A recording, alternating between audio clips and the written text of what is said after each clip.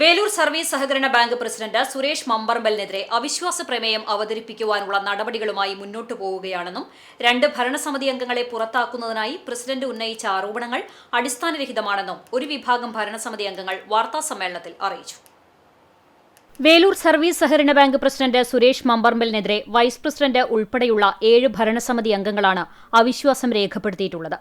President നിരന്തരമായി അഴിമതിയും ക്രമക്കേടും നടത്തുകയാണെന്നും ഏകാധിപത്യ ഭരണമാണെന്നും ആരോപിച്ചാണ് 13 അംഗങ്ങളിൽ 7 പേർ അവിശ്വാസ പ്രമേയത്തിന് നോട്ടീസ് നൽകിയിട്ടുള്ളത്.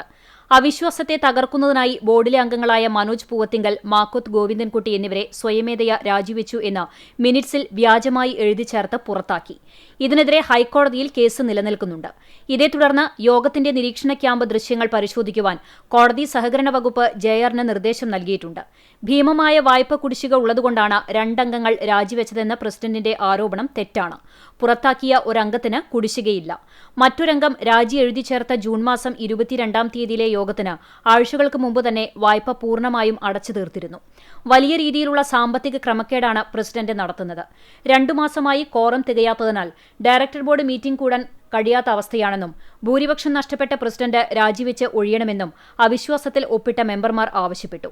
ആദ്യത്തെ കാരണം എന്ന് പറയുമ്പോൾ ഇപ്പോഴത്തെ നിലവിലുള്ള പ്രസിഡന്റ് കാണിക്കുന്ന ആ ധാർഷ്ട്യം, അതായത് ധാർഷ്ട്യം എന്ന് പറയുമ്പോൾ പല കാര്യങ്ങളിലും ഒരു കൂടിയ ആലോചനയില്ലാതെ തന്നെയാണ് അദ്ദേഹത്തിന്റെ പ്രവർത്തനമായിട്ട് അദ്ദേഹം മുന്നോട്ട് പോകുന്നത്.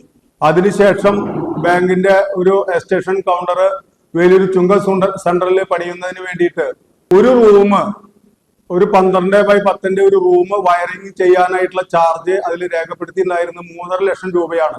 അപ്പൊ അതിൽ നിന്ന് പിന്തിരിയണം. അത്രയും പൈസ നമുക്ക് കൊടുത്ത് ചെയ്യാൻ പറ്റില്ല.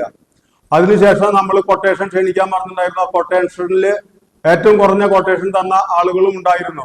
പ്രസിഡന്റിന്റെ താല്പര്യപ്രകാരം തന്നെ അദ്ദേഹം ഉദ്ദേശിക്കുന്ന ആൾക്ക് തന്നെയാണ് കൊട്ടേഷൻ നൽകിയിരിക്കുന്നത്. എരുമപ്പെട്ടി പ്രസ് ക്ലബ്ബിൽ നടത്തിയ വാർത്താ സമ്മേളനത്തിൽ bank vice president OA Jose, Sunny Vadakkan, Raveendran Vattamparambil, PR Manikandan, Manoj Poovathinkal, Makkoth Govindankutty, Shiny Francis എന്നിവർ പങ്കെടുത്തു.